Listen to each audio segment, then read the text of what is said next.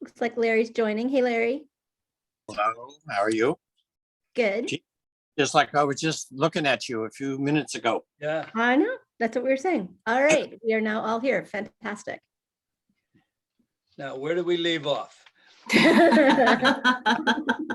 know, marathon meeting issues. Are we still in a drought? Yeah. We still We are are. in a drought. Yes. We are still in a drought. Okay, Terry, are we ready? We are ready to go. Great. I'm calling to order the Communications and Water Efficiency Committee and Board of Directors meeting for May 19th, 2021. Our first order of business is to call the roll. Director Bregman. Director Bregman.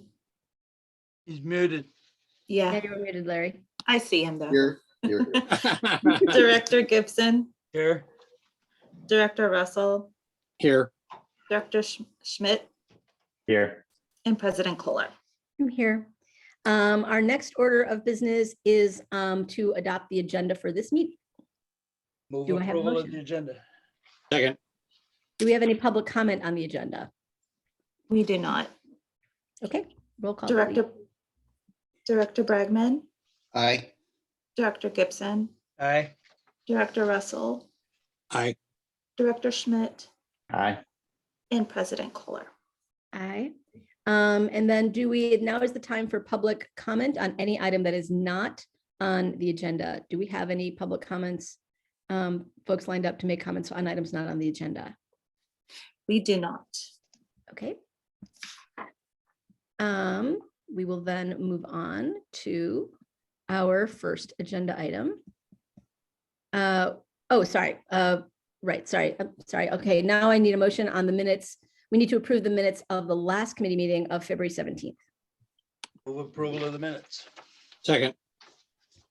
Do we have any public comments on this item, Terry? We do not.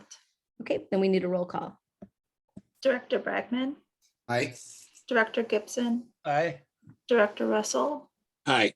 Director Schmidt, Aye. President Kohler. Aye.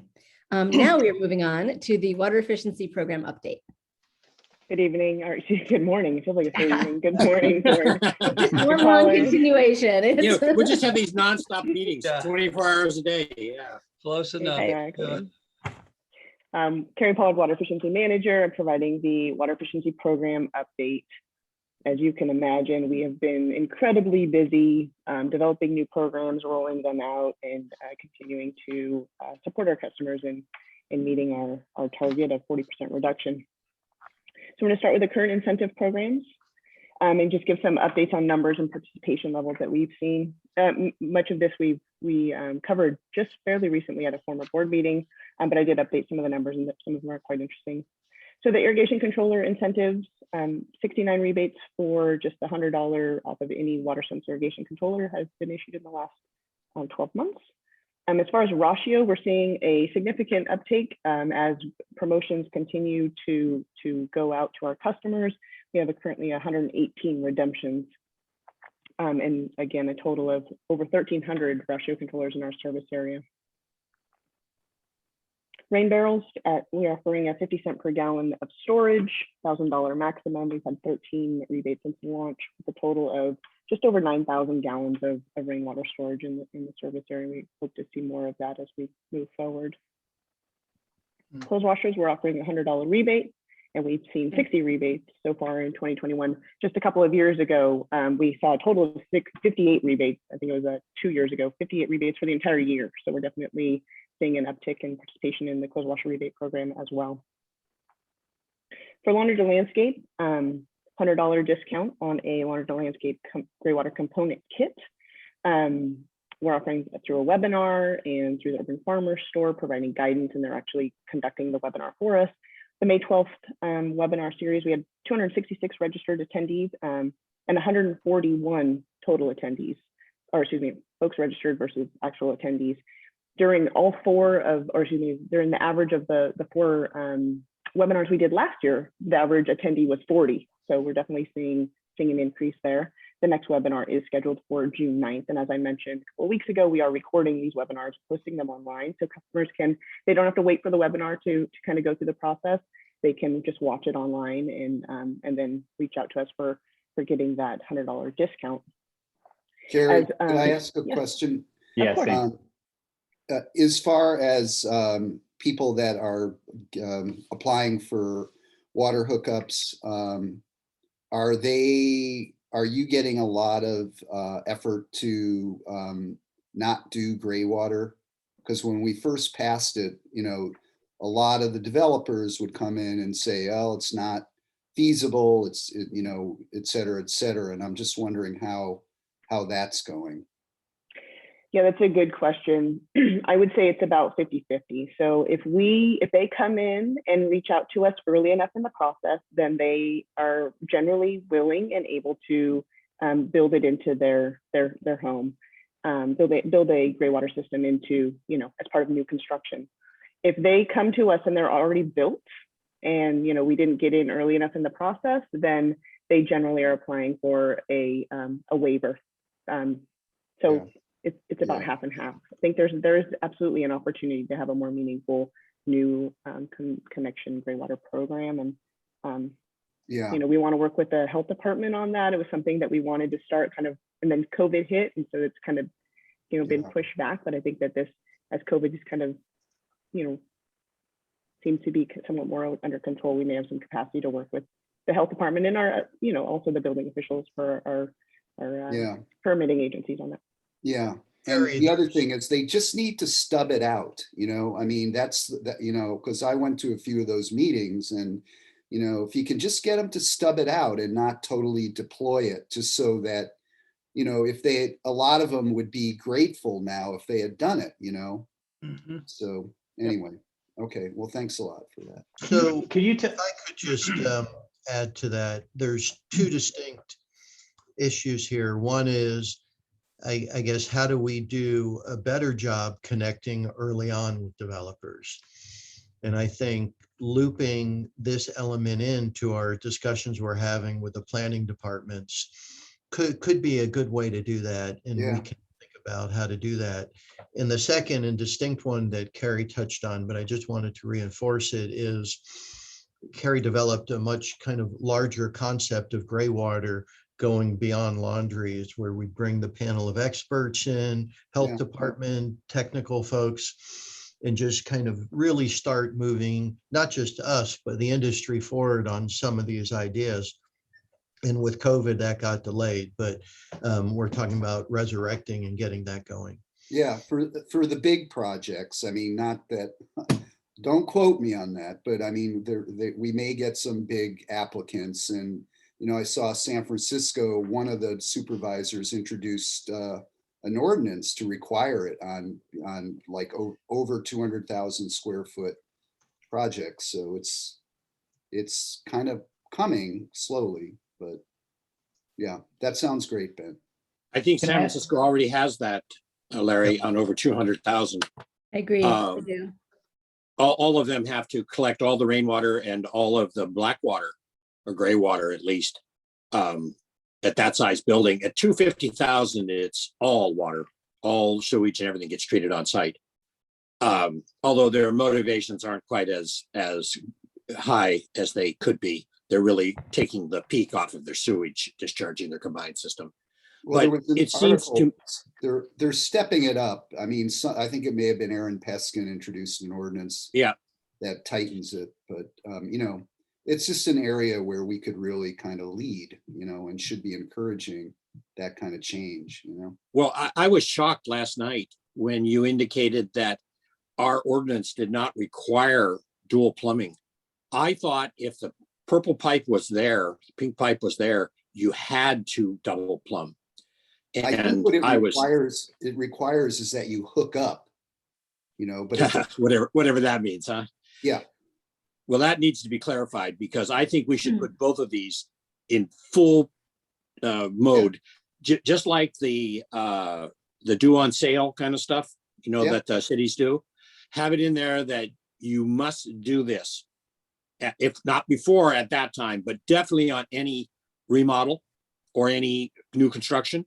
It just has to be there, both gray water and purple pipe, pink pipe, if it's there, if it's available. Yeah, We might want to expand that to areas where we can project recycle water. mhm. That's a good idea. Well, you know, the shopping center there on the extension of Sir Francis Drake, whatever that is, Larkspur Landing, that shopping center, it's fully plumbed, but we never brought the water to them. It's fully double plumbed, but we never brought the reclaimed water to them. And so, you know, there were developers that did the right thing and saw the light. Okay, I just want to make sure we get Carrie get Yeah. through her presentation because we want to hear from Jeannie as well. Can Yeah, I just ask a quick question on this?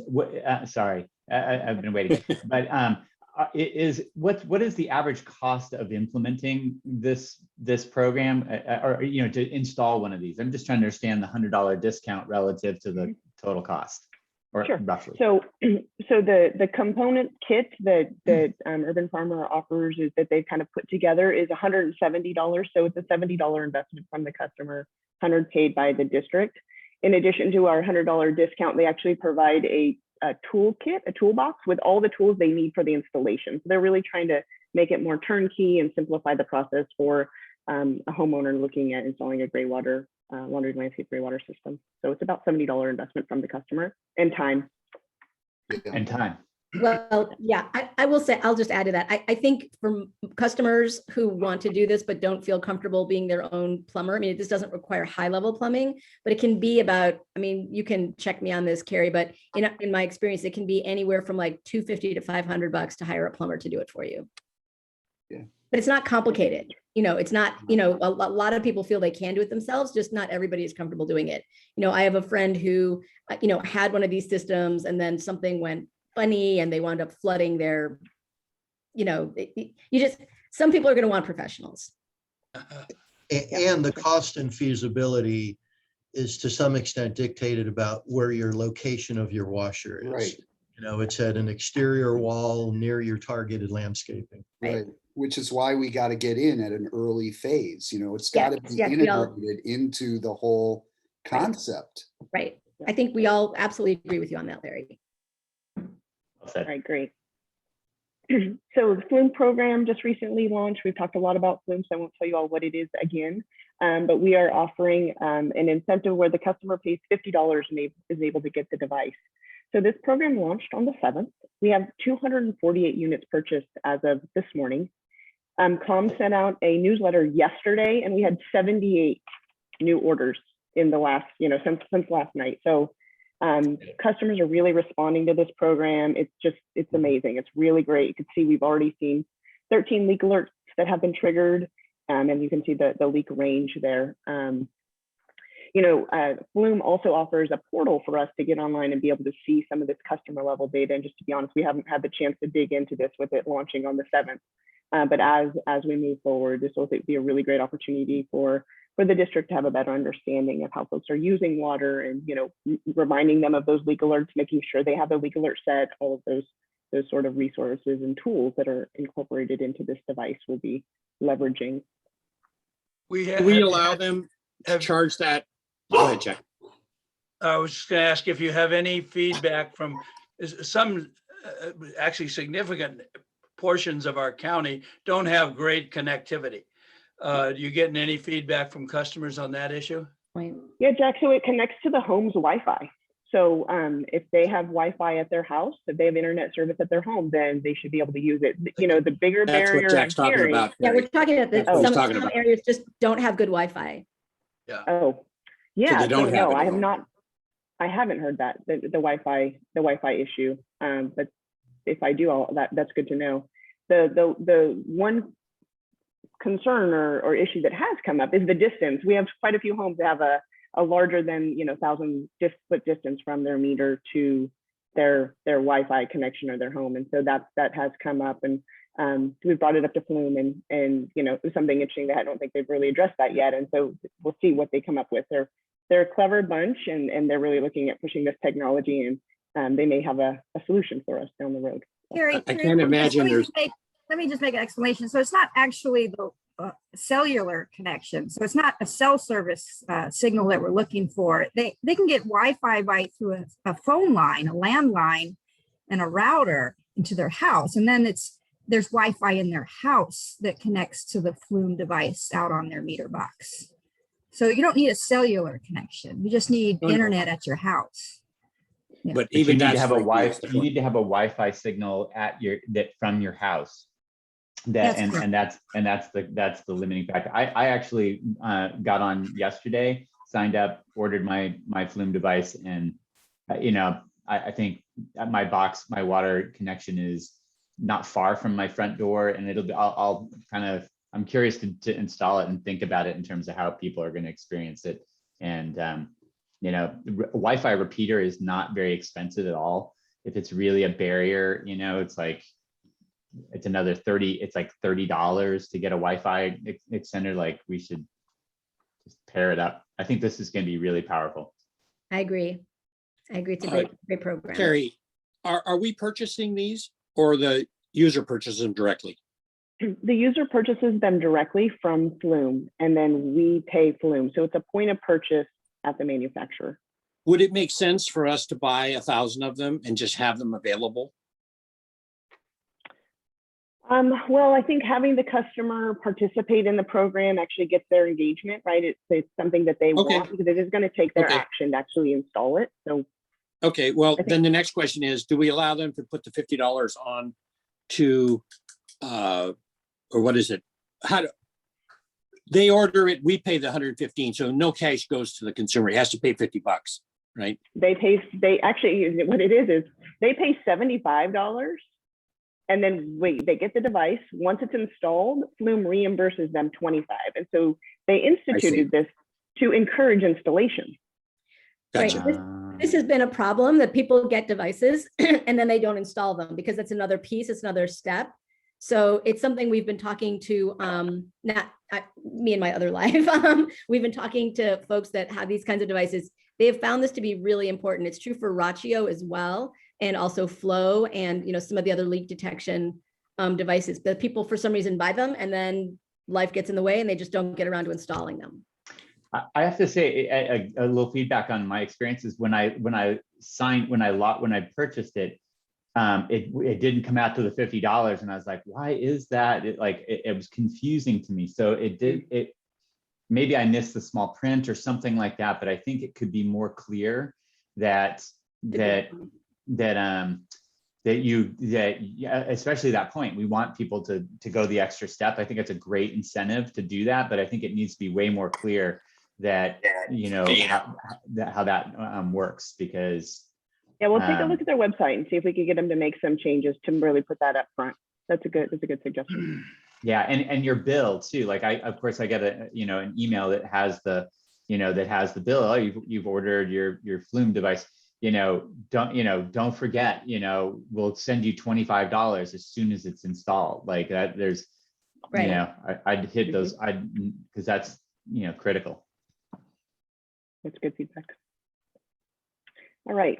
So the pool cover rebate we initiated just a few weeks ago. The application was just posted on Monday, but rebates will be retroactive. It says April 20th when the board actually adopted it, but the application says May 4th. So this is incorrect. But we don't have any incentives issued yet, although we have had a number of folks reach out to us about them. So I think we'll start seeing them come in the next few weeks.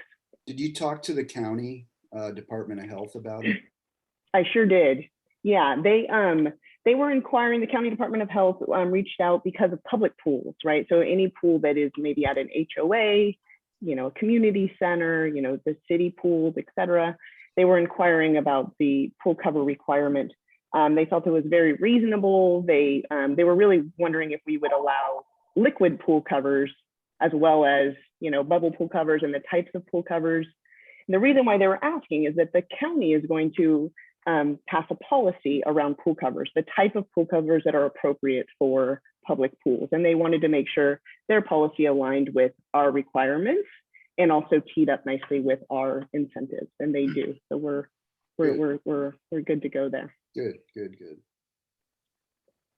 The hot water recirculating rebate, similar to the pool cover, it just application was just posted on the 17th, and so we have not received any requests for incentives as of yet, but we do anticipate them starting to come through. So we do have a few programs that are still under development, and I wanted to touch on those.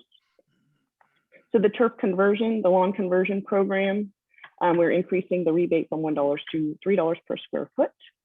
Of course, we want to encourage folks to stop irrigating their lawn, mulch it, and then when the drought's over, plant low water use, environmentally beneficial landscape material.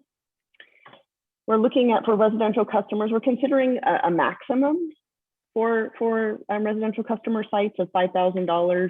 It's fairly common for utilities to have a maximum for each site for various customer types, and we're looking at that as well. We're also looking at developing an approach to ensure that lawn is not reinstalled. So whether that's details within the terms and conditions, a robust inspection program, not only initially upon issue of the rebate, but maybe after 2 years, do a follow-up inspection. We really want to ensure that this investment that the district is making is long-term, and so we want to make sure that we have all those requirements and ironed out before we really launch the program, and so that's part of the holdup. Similarly, for non-residential customers, we're considering a higher dollar max because those tend to have larger landscape areas, so $20,000. And on these non-residential customers, we are looking at requiring a no turf conservation easement, meaning that for those businesses that participate in our program, we would require them to file an easement with the county to ensure that the project area is not ever replanted with lawn, with turf grass. That could be a deal breaker, I think. For a lot of people, but I understand it.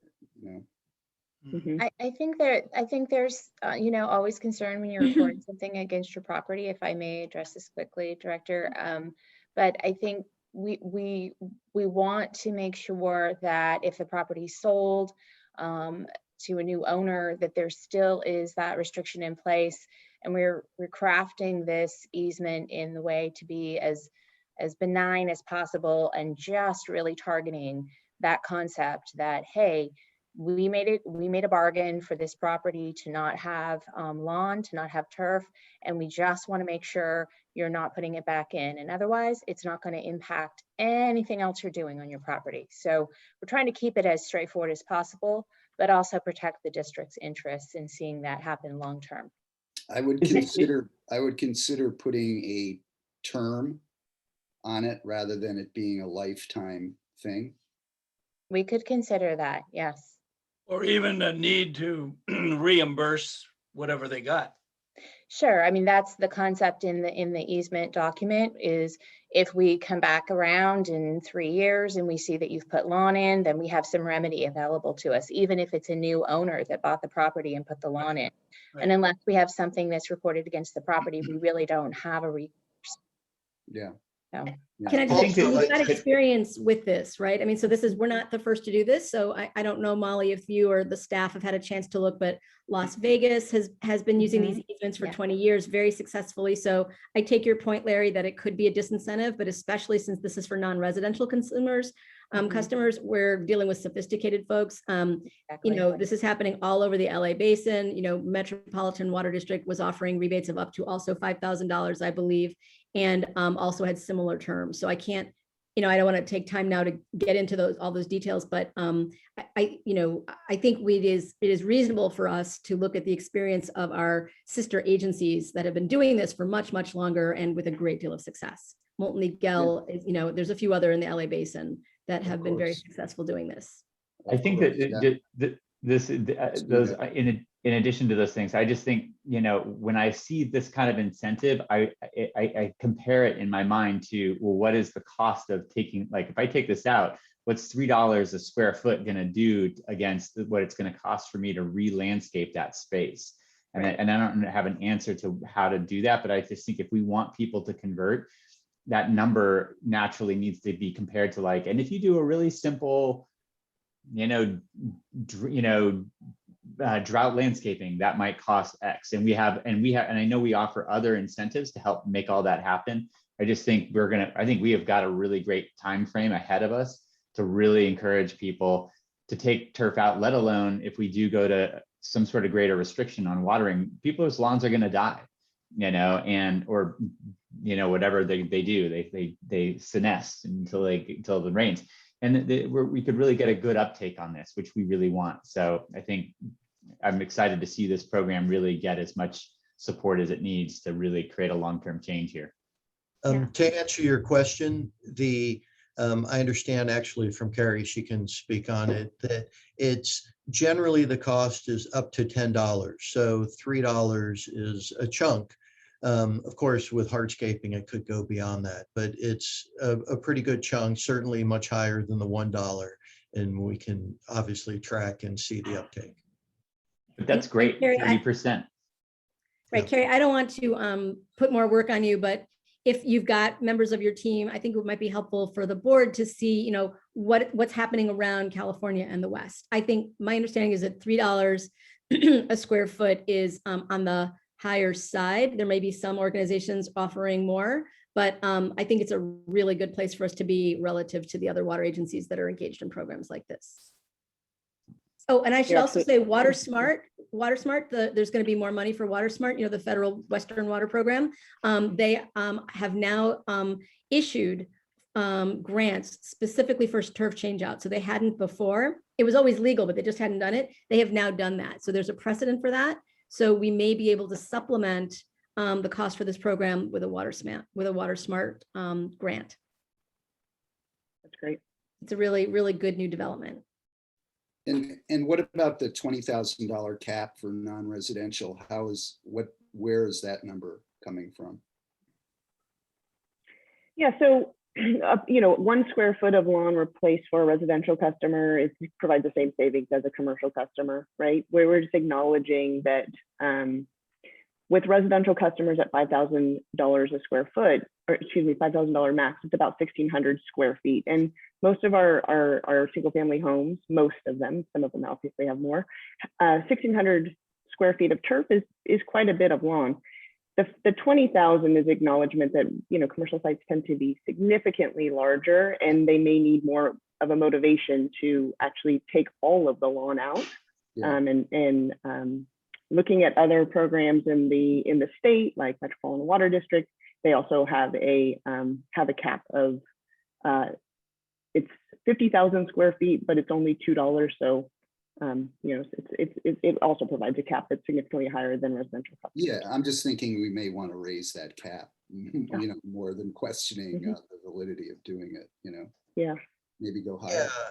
Well, we could also have a cap with exceptions based on the case, because as we all know, another 1,000 square feet of yard of turf on a commercial site is good. It's just a linear benefit. The more is better. Most of these programs do have a cap. So that's why we said consideration, because we did want some feedback on that. Yeah. Some of these we can track and see what the impediments may be and then refine that as we go forward. Yeah. Yeah. And, the more skin you got in that game, that easement becomes less, of an issue, right. So. That's true. All right. Let's move on. The other turf conversion program that we're developing is a direct install sheet mulching service. So we're developing a contract with the Conservation Corps of North Bay to hire crews that will actually do a direct install of sheet mulching. So they'll actually go to the site, put out the compost, put out the cardboard, put out the mulch, cap the irrigation, and do it all for the customer free of charge. So just as a reminder, CCNB is a local nonprofit. The typo there, my apologies, that provides job training and education to youth 18 to 30 years of age. So in addition to just having them go out and do the work, which is of course the benefit we want, it also is a workforce training program. So they'll learn about conservation and sheet mulching, a little bit about landscaping, and really prepping them for potentially working in the landscape industry, which is in need of workers at this point, is what I'm hearing from our friends in the landscape industry.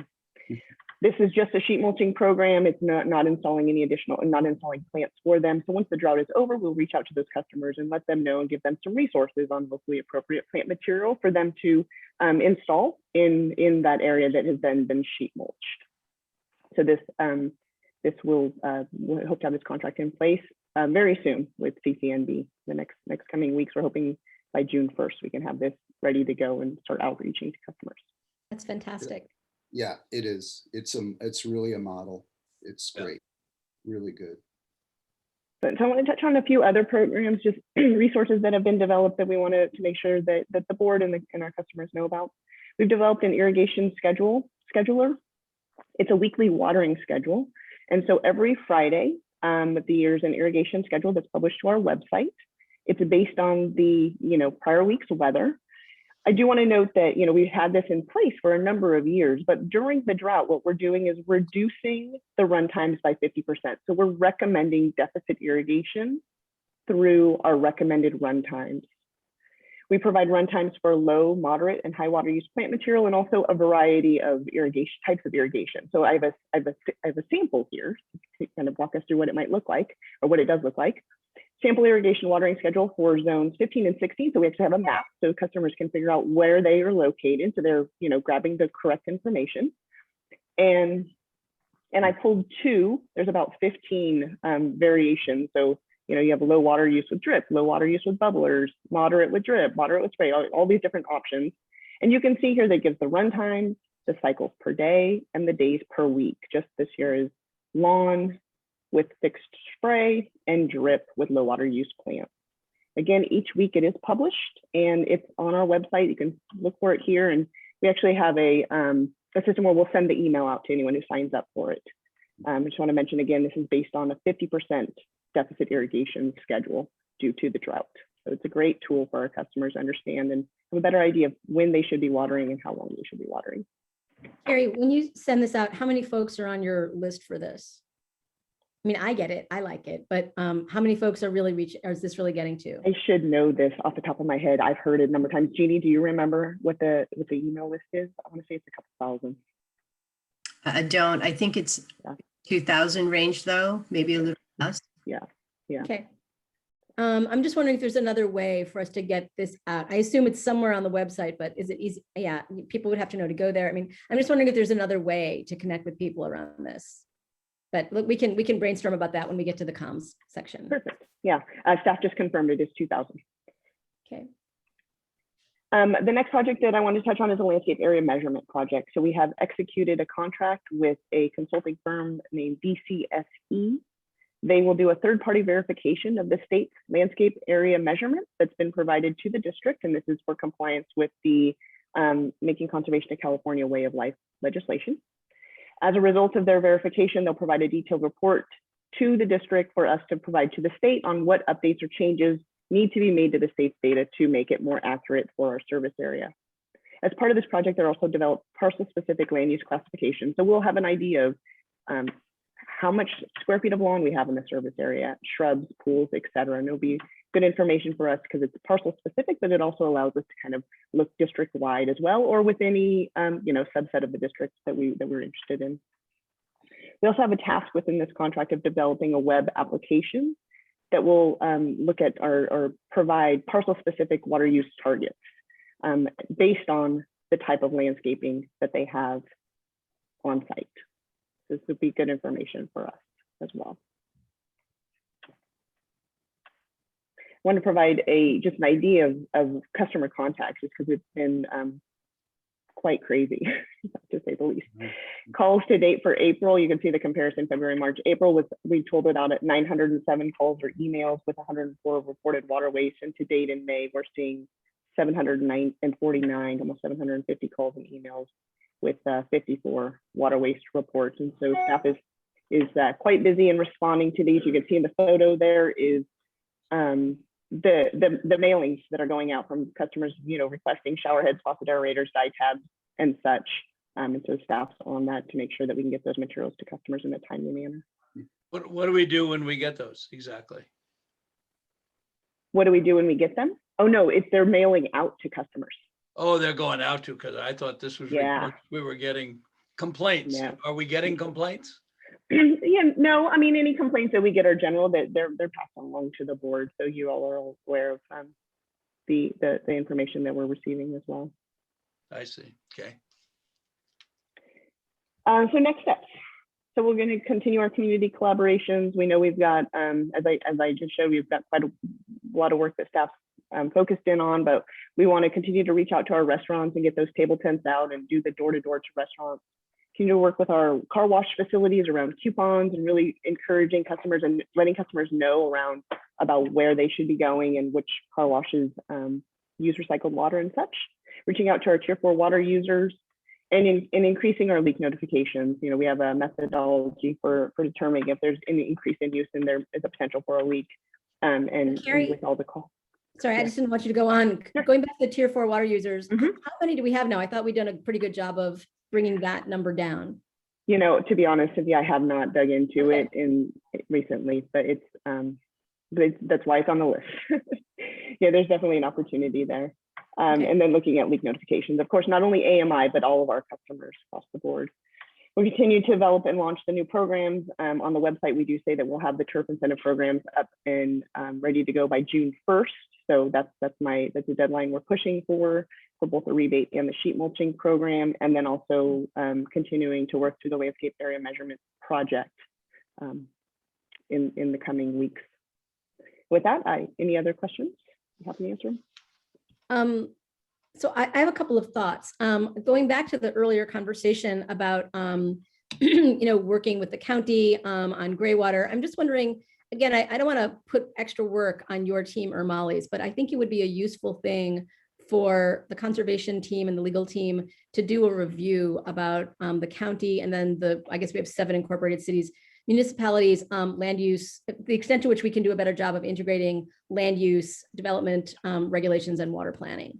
It's been, obviously this is always a challenge when you have a water department that's independent, but I think we've reached the point, and I think we're seeing really strong cooperation from the county and a lot of interest. So I'd like a review, again, not down to every single little detail, but you know, for example, you know, is there more the county can be doing? They've got a really solid Graywater ordinance, but to the point that was made earlier, we don't require it. So I'd like to, you know, get a sense of, you know, first of all, what's there and what's not there. But I think it would be a useful thing to be working with the county about land use, you know, development requirements, so that for major retrofits, for larger new developments, you know, that there are stub outs for Graywater, that there are limitations on landscaping, which obviously, given Carrie's, you know, presentation, and we're going to have to comply with the state requirements, we need to go to anyway. But I think there's probably a number of things that we can be doing with the county and the city development regs that would really move us forward in a more constructive way. And I just think a first step would be kind of a review of where those, you know, where those requirements are right now, because I don't know that we really have our arms around that. Our ordinance does require installation of Graywater. I understand. I understand. I'm just saying, I think knowing what is happening and is not, and I'm not limiting my comments to Graywater, I'm just using that as an example. I'm just saying, I think it would be helpful for us to understand as an institution where the development, you know, requirements are at the county and city level, so that we can go to our sister agencies with some recommendations for how they can help us, you know, going forward. We'll take that and take a look at it. I do think it's a good idea, and we'll bring it back to the board. Yeah. Okay. Any other comments on this item before we turn to the communications update? I just really want to thank Carrie and your team for everything that you're doing. It's a big lift, and we're gonna, you know, do what we can to get you the resources you need. Yeah, I mean, just very briefly, resources. So the board appreciates what we're doing to support Carrie. We're bringing on 2 temporary workers, and they're going to be primarily focused on calls, the volume of calls to free up her staff. And then we also met with the union and explained in the emergency, we're going to be making non-traditional assignments kind of out of class in a labor context and moving forward. And then the last thing we're going to do, we're going to clone Carrie because she's still, so we got a good strategy ahead of us. I think that's a fine idea. You have my full support. Okay, let's move on then to the communications update. Okay. No? Oh, sorry, public comment. Sorry, there's 2 public comments. I apologize. This was not an action item, so I wasn't thinking. Yes, let's first hear the public comments before we move on. Larry Minikes. Go ahead, sir. Well, you get to talk because your name is Larry. So all Larrys get to go first. So Good morning, all. I was incentivized listening to you. And so just so you know, the Flume program, it comes out to $90.44 because there's also a $10 shipping charge, just so you know. One thing I didn't hear on the lawn conversions, is there a goal? And you probably don't know this, we probably don't know how many lawns are out there, but is there a certain amount of square footage we hope to convert through this program? And my third comment, I'll keep it brief, is I've seen some of the signs out there, the campaign signs for we're in a drought now. And if I might suggest, maybe further down, is stronger wording such as we're in a historic drought, because a lot of people do not pay attention. They'll see the drought sign, they'll blow it off, go about their lives. But if the language is stronger, if people recognize that this is really different from your run-of-the-mill drought, if I might say, it might really help as we go deeper into this. And that's it for me. Thank you. thanks, Larry. Carrie, do you want to answer a couple of his questions? Yeah, we want to take out as much lawn as we can. And I don't have a goal set right now, but I think it'll be really helpful once we know the total turf area in the service area, that help us establish some goals and, help us track and monitor what the impact is that we're having with our program. What's our budget for this rebate? We'll see how many takers we get. For the sheet mulching program, we're looking at $100,000 for the direct install, and we're hoping to get 30 days worth of work, which would result in approximately 100,000 square feet is what we're estimating. Okay, there's a number. Yeah. But we aren't putting a constraint, a ceiling on the budget, to be clear. In the drought, we're going to find money, come back to the board if we need to. So we're going to spend what it takes. Yeah, I think though, Ben, Miniki's point is a good one in that I think we need to, I think a goal would make sense. We're after $1 million, we're after The first step, or 300. I'm sorry, the first step, Director Russell, is what Carrie noted in her presentation, is the satellite will be able to quantify the total grass and landscape area, and then we'll come back to the board and establish a goal. But I agree that that's we got to get through that first step. Right. And just for context, you may all remember, it was 3 years ago now that making Conservation of California Way of Life statute was enacted, that is now coming, that required districts to do this analysis. And so Larry, Russell, you're exactly right. The whole purpose of that requirement is to empower districts to be able to set those goals, which they really can't do unless they have, again, a ballpark estimate about how much different kinds of landscaping, currently exists in the district. So I think the other, so Cynthia, is we ain't making clocks. I think it's fine to say that there's 500 square feet per house times 43,000 houses, whatever the number is. While it's nice to get it precise, I don't think it's, and we may have to do it by that law, that's fine. But for this cut, I think it's fine to just say we're looking for 100 square feet per house, or 300 square feet per house, 500 square feet per house, or whatever the number is. Sure. Get a number out, it doesn't have to be precise. We do have one more speaker, Baron Hamill. Go ahead, Baron. Thank you. I appreciate the time.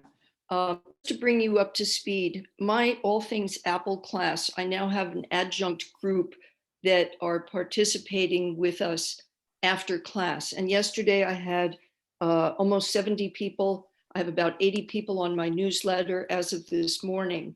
I just want to bring you up to speed on some Flume information so you have this available for people. I strongly encourage you to have them on site so people can come in and buy them from you directly, or that you can ship them to them directly. The process that exists now is that you go to the Marin Water District website. There's a buy now click through that takes you to Flume's website, and you buy it and you pay for it there.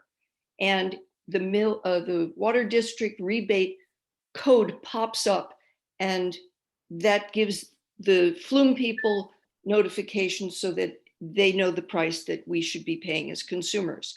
And as the previous speaker said, it's $90 with shipping and tax. Initially, I purchased my first Flume through Amazon, only to discover that you don't give a rebate or a refund for the difference that way. I would encourage you to do that so that people don't have to bother with your website, don't have to go through the whole process that's so challenging. You say, Flume, Amazon, boom, it's $200 there. And then you can give either a refund with copy of a receipt or put the refund on the bill so that the bill is lower by that amount. As for Wi-Fi, you don't need an internet connection. Your modem, and not your router, but your modem and your Flume bridge talk to each other. I don't know what the maximum distance between those two devices can be in order for it to be effective. Flume probably has that information. Based on the information that I've been giving to my constituency, I call them that for lack of a better word, many of my friends and all things Apple students have already purchased Flume either through you or through Amazon. I would venture to guess that 15 to 20 people have already done that. So if you want more information, I'm happy to discuss it with you to talk about how effective the Flume project is. I've already recognized that I save 100 gallons per day. I did a calculation with my students yesterday and said that if every one of these people was able to save 100 gallons a day, by the time November 1st comes around in the rainy season, I can estimate that we save 1.25 million gallons of water. Sure. Period. Real simple. And I'm going to put information out like that. Jeannie and I are going to talk later today about how to communicate the benefits of those kinds of savings, that if you don't think that a small person makes a difference, as the Dalai Lama says, spend a night in a tent with a mosquito.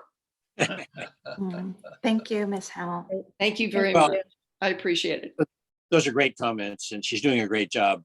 It seems to me, Jeannie, that we should put an ad in the ARC or an ad IJ about the Flumes. And I think the idea of acquiring some is good. Maybe instead of 1,000, get 100 and try this process up for the consumer, the user. But I think an ad in the paper would make a big difference here, because the thing that I'm concerned about is we're hearing the same message over and over and over again, which is we can't hear you. And maybe that would be a good putting our foot in the public domain water, is to advertise this Flume availability. Sure, we can certainly look into that. It can work with Carrie. Happy to do that. Okay, it's 10, almost 10:20. I want to be sure. Oh, I'm sorry, Terry, are there any other public comments? Okay, I want to be sure we get to the communications piece. I don't know if other people have a hard stop. I do, coming up fairly soon, but the communications piece is the all important, like this is how we're going to get all of Carrie's great programs out there in the world. So I'll let Jeannie go ahead. Okay, thank you so much. Let me just share my screen real quickly here.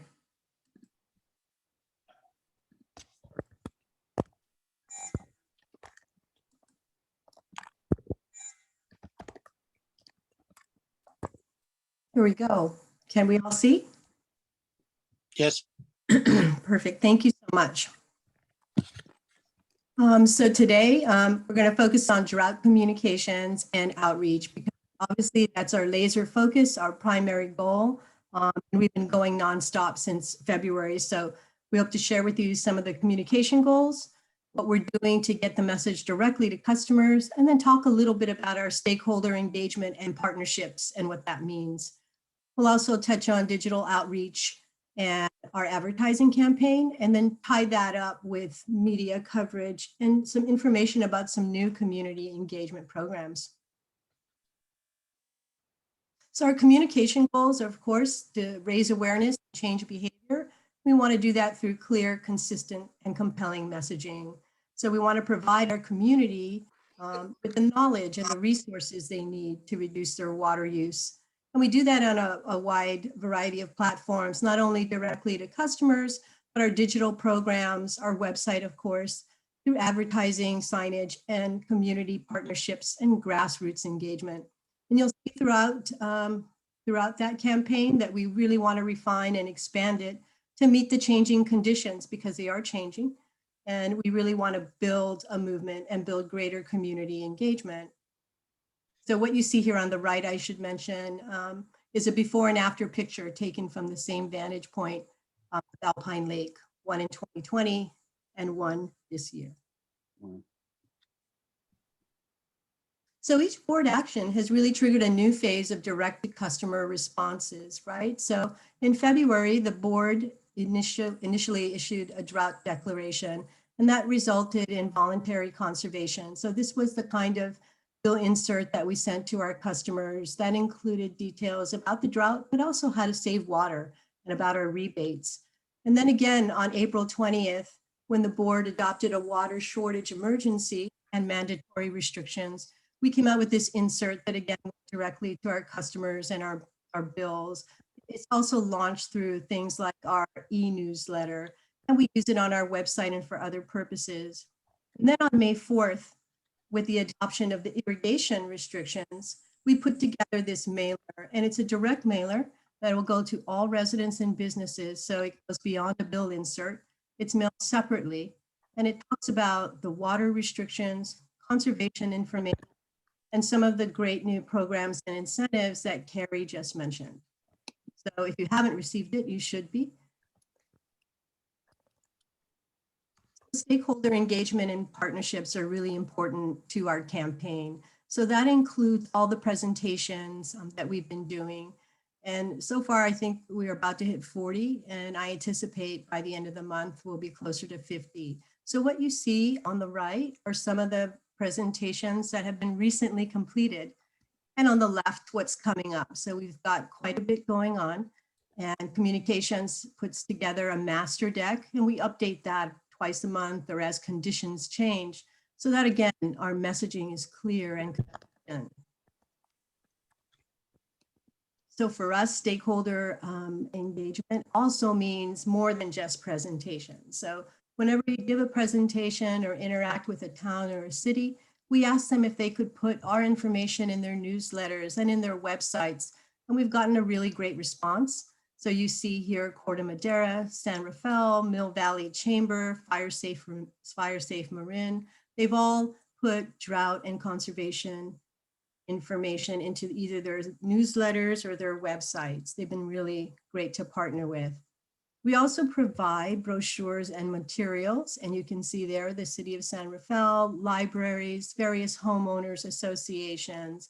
And as more of these places open fully, we'll be sure to circle back to see if they need any more materials from us. Again, just another way to build that partnership.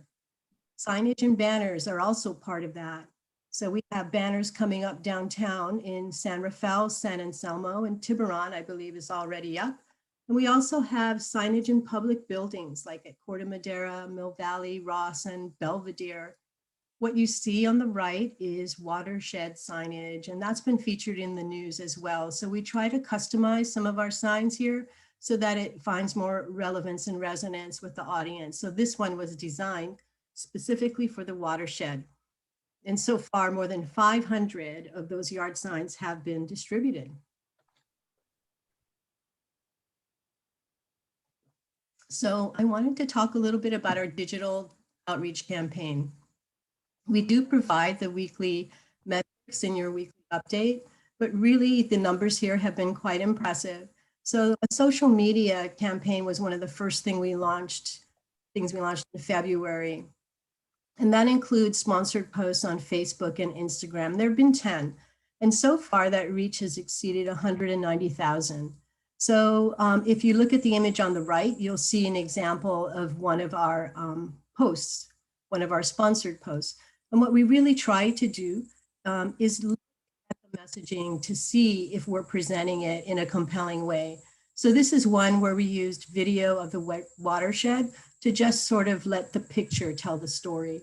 And as you can see on that particular post, that reached 24,000 people. So since the February drought declaration, including all of our social media platforms, we've had more than 250 posts on Facebook, Instagram, Twitter, and Nextdoor, and we've reached more than 220,000 people. Our website, as you know, we created a new drought landing page, and we always look in on that page to see how we can improve and expand it. And it was recently expanded to include, for example, a section on those presentations and a portal for people to request a presentation. So far, our website during the drought has had 260,000 plus views, page views. For the drought pages in particular, since February, we are seeing numbers in excess of 50,000, so 58,100 or so. Can you tell how many of these are repeats? Because I mean, Yes. obviously these numbers are bigger than our population served. Yes, and that's great. And really, we do want repeat visitors. I mean, we want them to get into the habit of coming back to the website.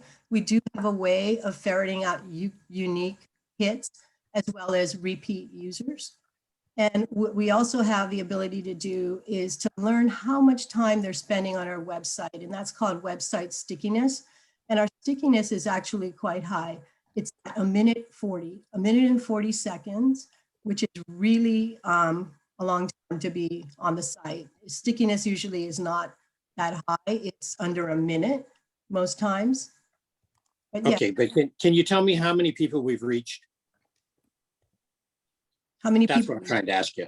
unique visitors on the website? Sure, we will get you that number. Okay, But I don't really care, Jeannie. I'm just trying to get a feel for how effective we've been in approaching our either 60,000 or 200,000, whichever way you want to look at it, users. Sure. And that's why we try to use a variety of different platforms, right? So the website is a strong portal for us, but it's also the direct mail, it's also social media, and it's also traditional advertising. So that's why we want to run a campaign that's as comprehensive as we can make it. But I think to your point, Larry, I think this really, I totally hear you that people have been coming to the meeting saying that they're not hearing from us. And I hear that. On the other hand, it's a very tiny number of people that are concerned, and we are doing the outreach brochure, that's going to go to their homes. I think we should probably consider doing more direct mail as well, because what I'm learning from this is that there are some people who are so, and I there's no criticism here. We're all getting our news and information in different ways, right? But there are some people who have, they're so tailored in where they get information that they needed to come to the house. But we've literally got tens of thousands of people that we're reaching through our social media, efforts. I mean, 520,000 people is pretty impressive for those four. I realize that there's going to be some overlap, but still, it's a lot. So, I mean, I think it's a lot if they live in Southern Marin, Cynthia. But if they live in Timbuktu, and they're just curious. I mean, obviously, we don't have 520,000 people. Huh? No, but it's also obvious you're going to get some people who are coming back several times, or some people in the same household, or whatever it is. I mean, I think it's fair to assume that we are reaching primarily people who are in the district are going to be interested. There may be people outside of California and the broader, but I mean, for the most part, we're targeting this locally. So I think what we're seeing here is a huge increase over what we've seen in the past. And then Jeannie, I don't know if you covered this, but Jeannie shared with me at some point that wait, what was it that you said? We got a 40% open rate, which is so far above the industry standard. Have you covered that? Yeah, for our e-newsletter. Oh, right. Yeah. So just a little bit about targets, right? So the beauty of social media is do geo-target. So we geo-target our residents in that area. We specifically target that area with our paid campaign. So with general social media, of course, anybody can follow you. The bulk of our folks tend to be in the area or near San Francisco for the watershed. But for any kind of sponsored advertising, we do geo-target. And I would say it's really quite an impressive number. And what you do want is to impress upon people consistently more than once. So that's why in advertising, they count impressions, and that's how many times your ad is seen, because it does take more than one impression for something to stick. And when you're trying to change behavior, you want multiple impressions. So the higher the number, the better. And I do think it's a positive thing to have repeat views. Yeah, absolutely. Well, that's absolutely true. If they are repeat views from inside our community and not other people looking at us. That's the part I'm having troubles with. When I see numbers like this and I hear the repeated complaint about where are you guys? They don't go together to me. So they Okay. do go together for me, honestly, because not everybody's on social media, right? I mean, I Well, think of that's what we're course. hearing. So I think so. I mean, I think it's fine to ask Jeannie to, give us some more analytics about where, but I think we can make, given the geo-targeting, we can make a safe assumption that the vast number of these folks are within the district. And some people are consumers of social media. I'll just say for me, I haven't seen any of this because I'm not on social media.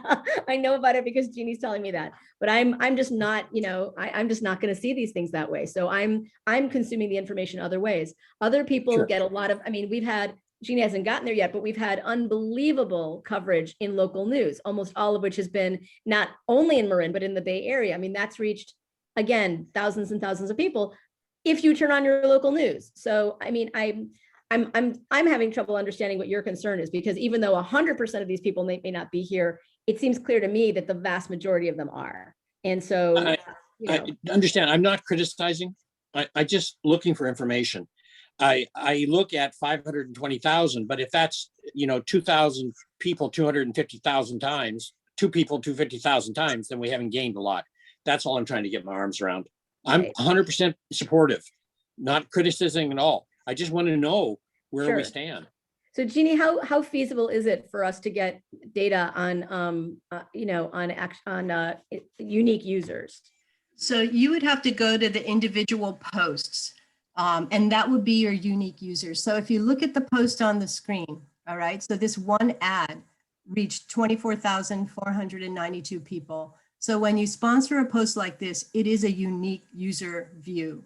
And that's the beauty of sponsored ads, right? So we're able to see that this post alone hit 24,492. And really for sponsored posts, that's a really good number.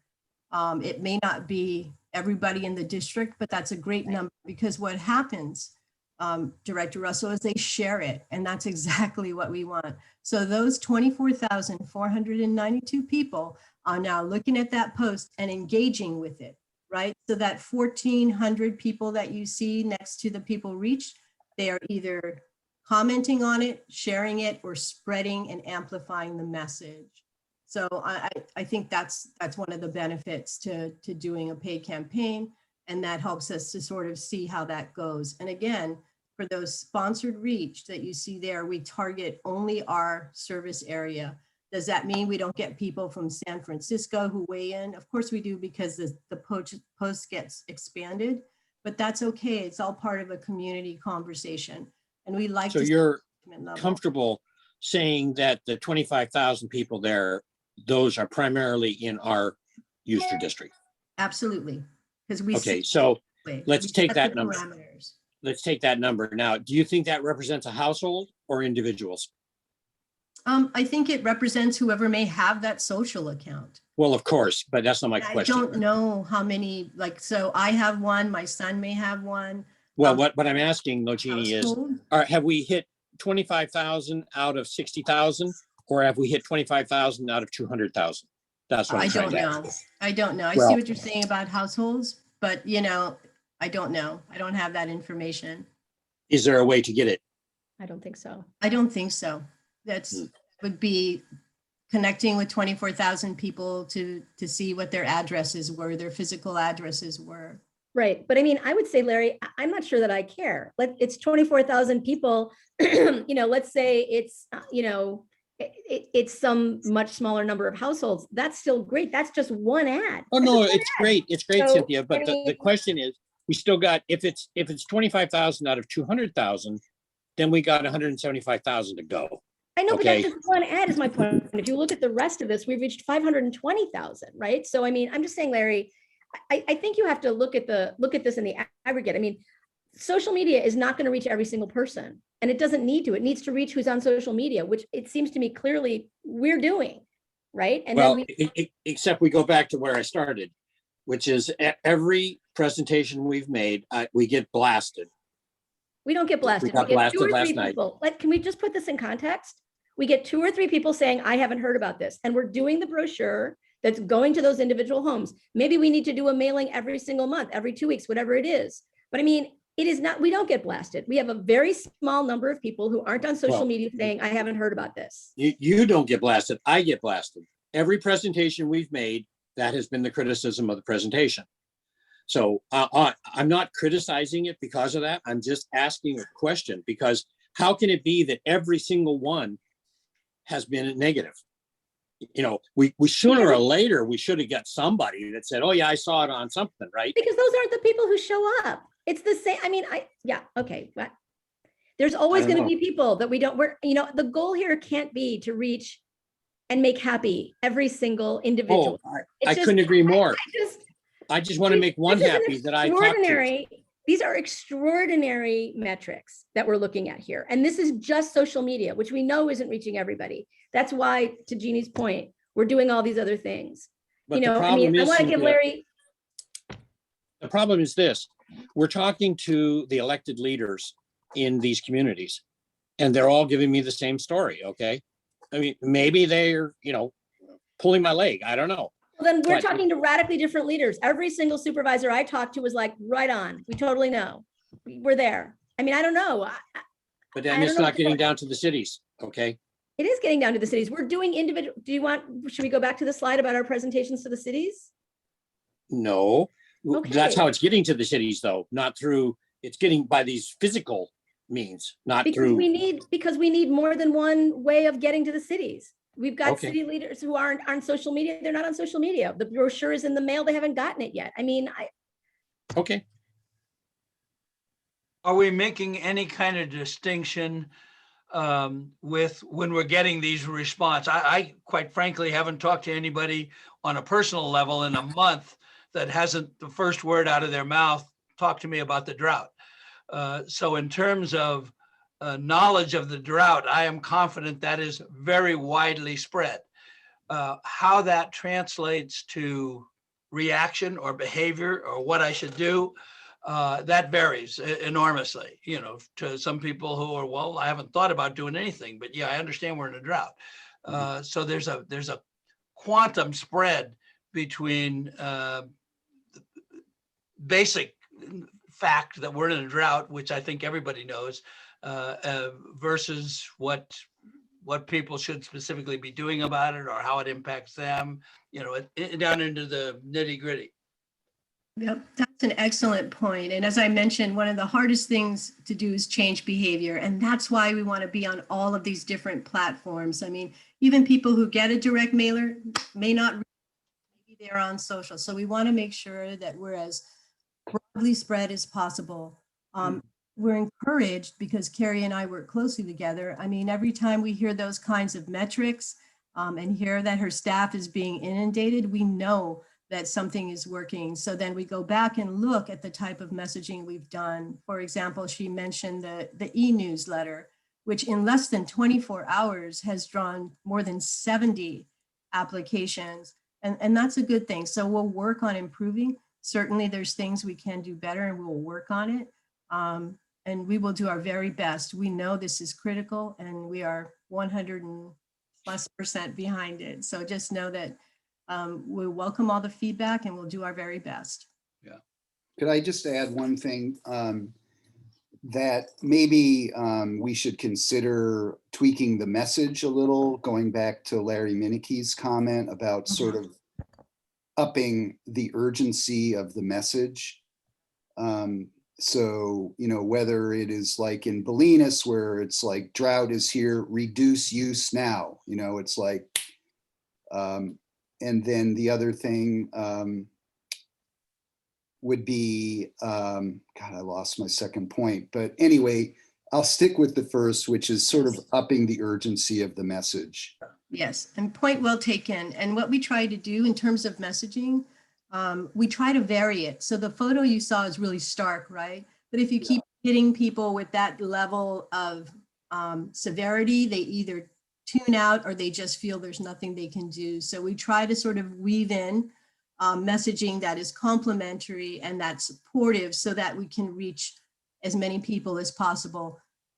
Everybody's different, right? So some people may be turned off or some people may need that extra push of severity. So we try to be strategic in our messaging and we do talk about it. Actually, we talk about it a couple of times a week at least. I'm laughing because I probably drive my team crazy thinking about how we can refine and improve on that messaging, but point very well taken, and we'll keep that in mind. Yeah, and the other thing, I know in the 70s, the district was giving away buckets, and I'm just wondering if we might not want to go to sort of that analog level of like, here it is, Yeah. that's how you can save water, right in this. We actually are. It's coming up in the presentation.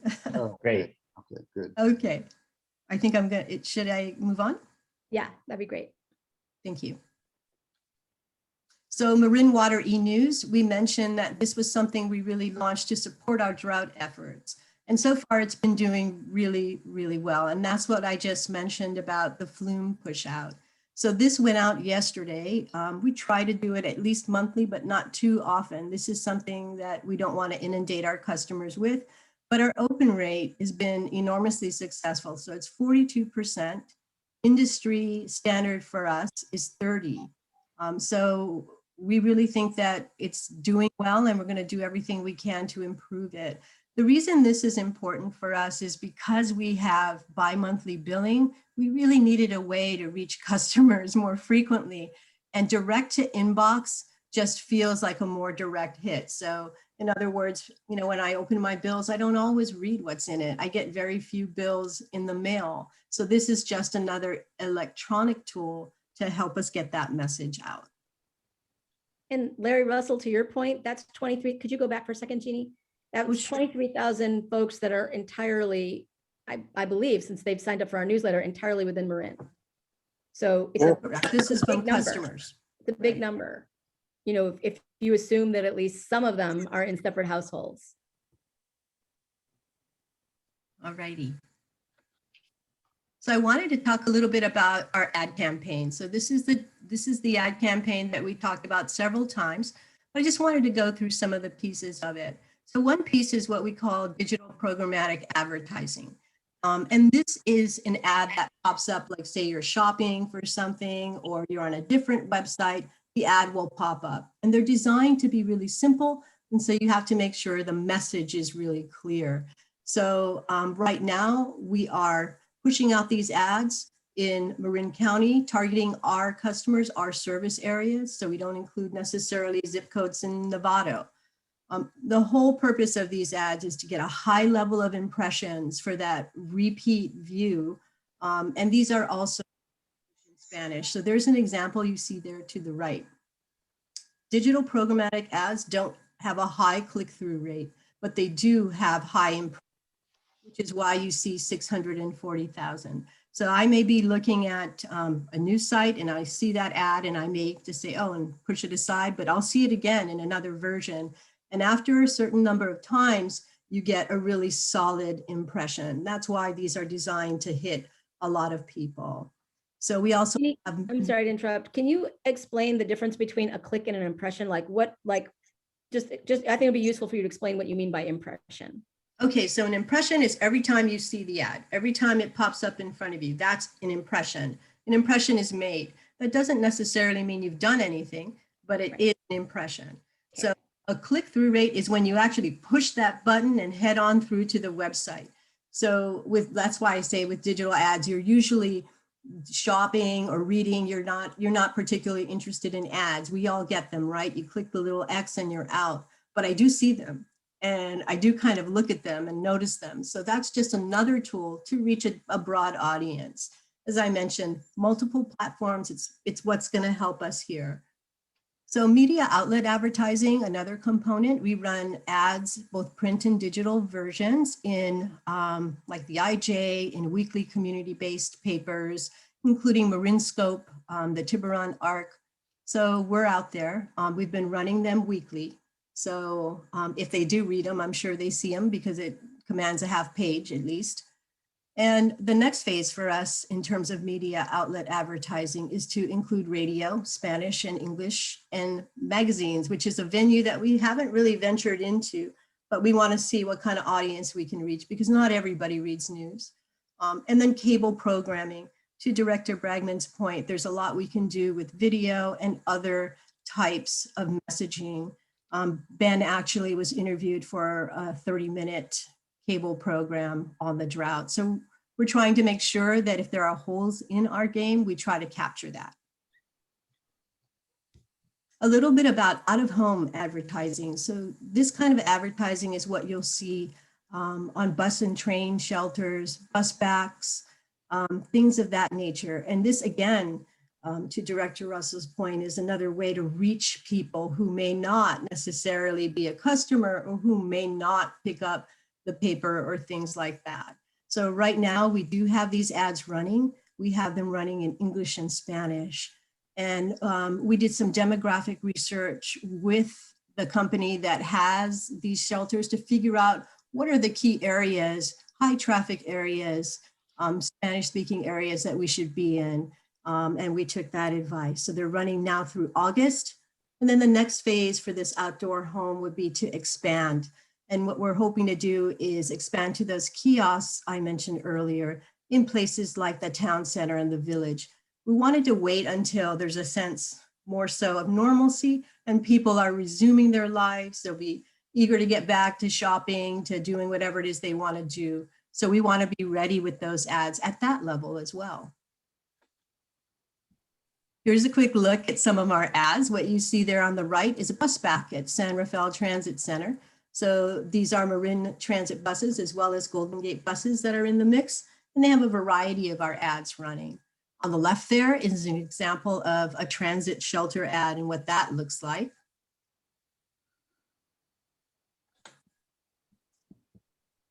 Here's a snapshot of our sequencing.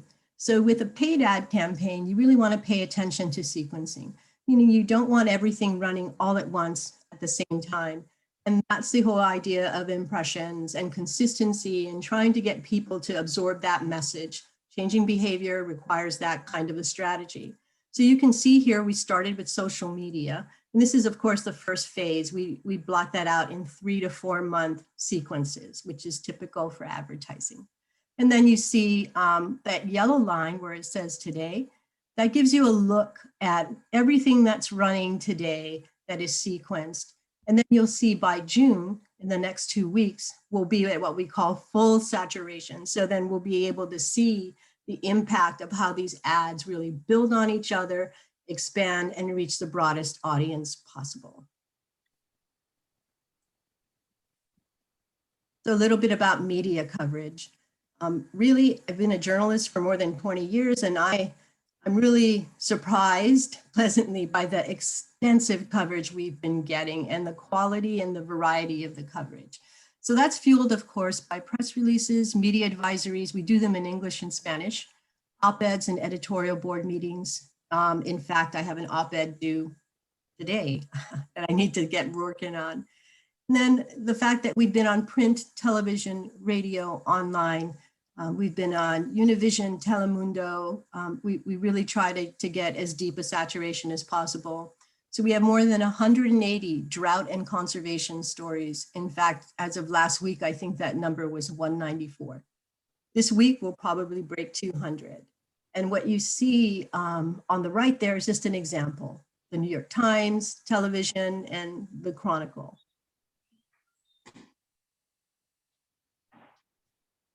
So I wanted to talk about some of those grassroots programs we were mentioning and some programs we're really excited about.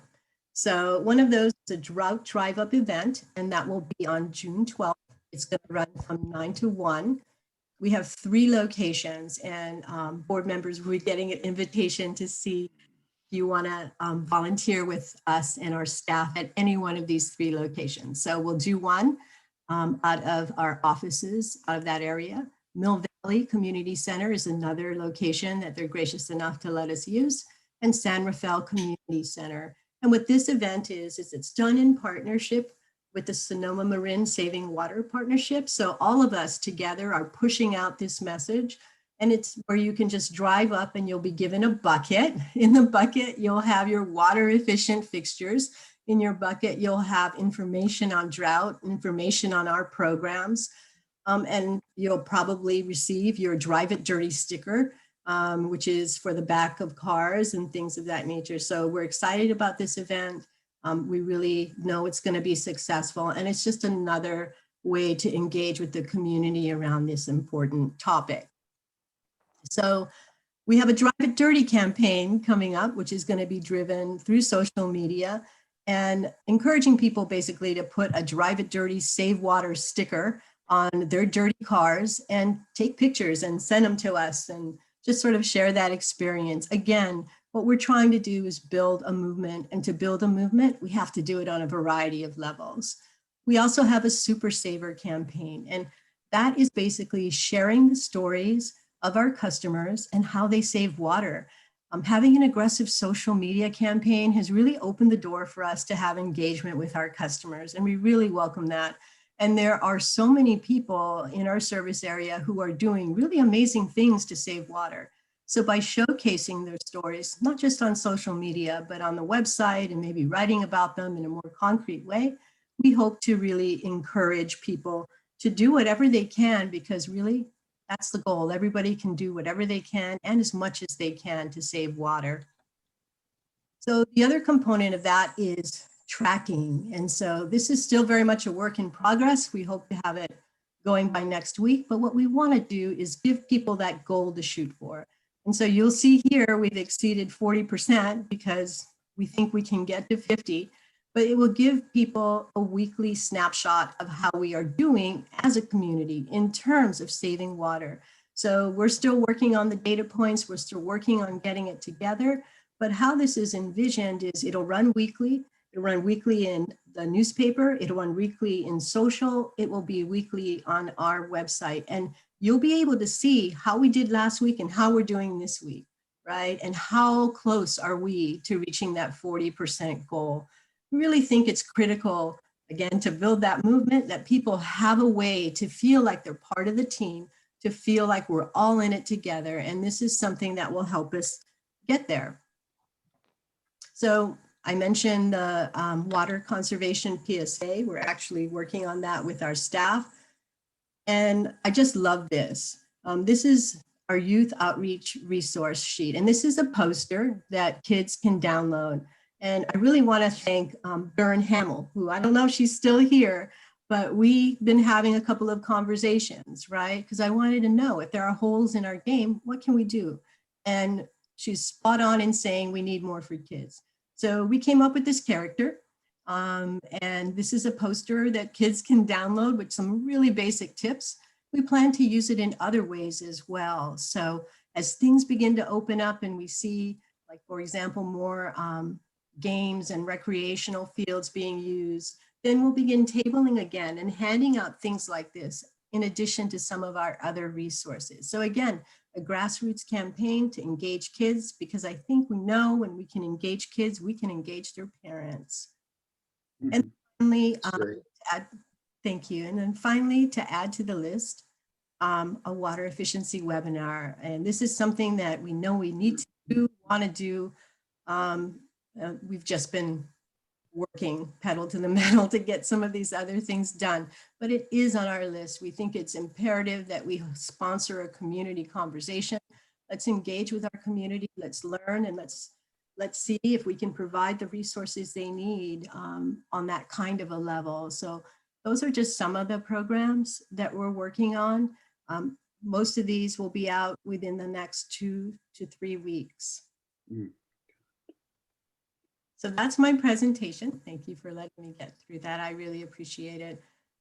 Again, community engagement, grassroots engagement, it's a big part of what we'll be seeing.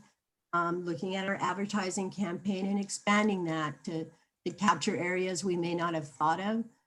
And conservation incentives. We work really closely with Carrie's team to make sure we are pushing hard to get those incentives out. And then we will continue the stakeholder presentations. We really find that that helps engage in a conversation. We have learned a lot.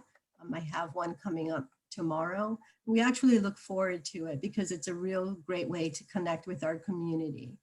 And then, of course, continued media coverage. Thank you so much, Jeannie. I know we've all been here for a long time and we had that long meeting last night, so I don't want to go too long, but I do want to hear from the board. I'll just say for myself, I think the efforts of the staff have been extraordinary. I know that we are hearing from some people concerned that we haven't done enough, and I think we're continuing to be responsive to those folks and reach them in different ways.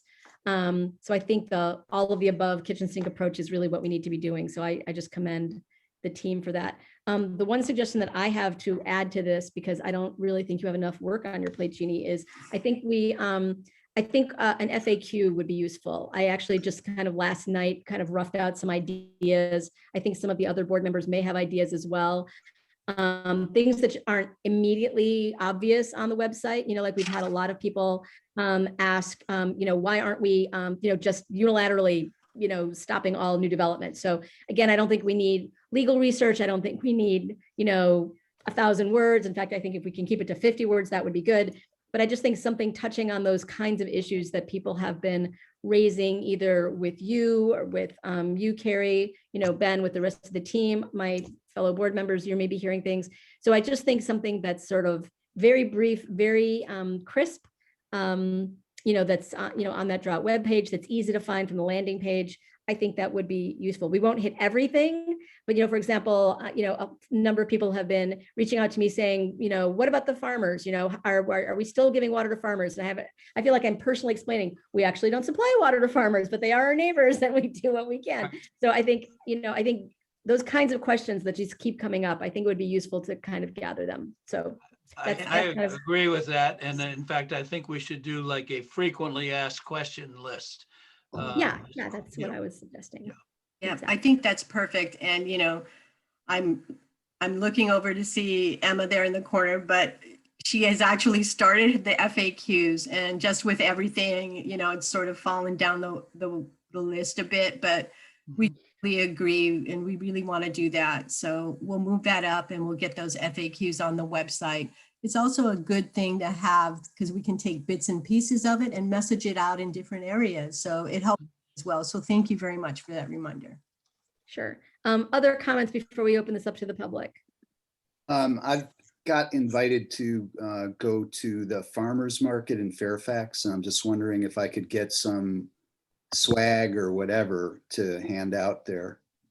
So anyway, I'm supposed to do that a week from Wednesday. So I'll touch base with you, but we've done, Jeannie and I did a presentation in San Anselmo, and I really do think that face-to-face contact is how we build the movement, raise awareness and get the word out. So yeah, it looks really good. It really looks comprehensive, and I know it's hard to get it going. So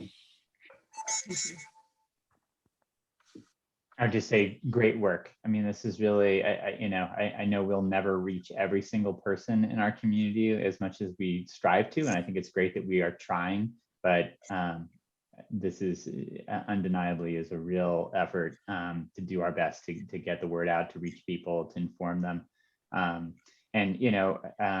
Unfortunately, sometimes I think bad news is the only news that pierces through. And if we don't see the numbers that we want, it's not the fault of media. It's that, it's hard to reach everybody and some people just don't care. And that's, but if we have to take things to a higher level of restriction, that might be the next big news piece. And that would be unfortunate if we have to go that route, but we might be needing to think about how to prepare for that moment if our numbers don't look better the next time we meet. yeah. I have just one other thought I have that, first of all, I feel very positive about it, to tell you the truth. As a former teacher, I can assure you, you don't say it one time and that's it. Repetitive is the answer here. And we will build on this. Whatever level we've reached now, that'll be bigger by the end of the day. And it'll be bigger by this time tomorrow. And it'll be bigger yet by the end of the day tomorrow. That's what we're shooting for. That's what I see happening. So I think we're on the right track. I think we're pat ourselves on the back. We're doing a good job. Yeah, and the gauge on how we're doing actually was the second point, which I spaced out on a little while ago. But I think that's very important to get, if we could engage the community on that level, like how are we doing? You know, this is how we're doing and this is where we need to go. It's just definitive, quantifiable goal. Agreed. Are you thinking about doing a poll at some point, Jeannie? I would love to do a poll, yes. So let's see. I mean, I know we haven't had that conversation. I know that's expensive, but you know, maybe that's, and I don't want to get into that right now because it's already 11, but you know, maybe we can ask Ben to, you know, think about whether we've got resources for that, because I think it would be useful. It would give us exactly what Director Bragman was just talking about, something definitive and empirical. Yeah, and if we do that, aside from the basic numbers, I'd love to test some messages too. Exactly. Yeah, no, it doesn't have to be just a one purpose poll. Thank you. Yeah, so it seems to me it's the kind of thing we'd want to do sooner rather than later to really help shape that messaging going forward for the rest of the summer. I'll just, having said that we shouldn't discuss it in detail, I'm just going to throw out there, one thing I really want to see in a poll like that would be testing price points, right? Are you more likely to engage with our turf rebate at $3 a square foot? Are you more likely to, you know, do the rebate for the washing machine, you know, at 100, or would it need to go? I mean, obviously people are always going to want more money, but you know, there are the poll people know how to frame these things so you can get a sense about engagement. Yes. Anyway, other comments on this item? Any public comments, Terry? Yes, we have one, Baron Hamill. Okay. Thank you again.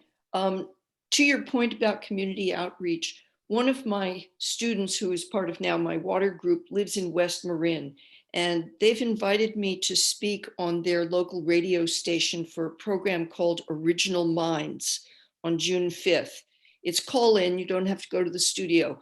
And I don't feel like I am qualified to speak about the water issue to the people in West Marin, especially given that West Marin isn't serviced by Marin Water District. So I look to you for advice on, could somebody else take this on? Somebody from the board or the communications department of the Marin Water District?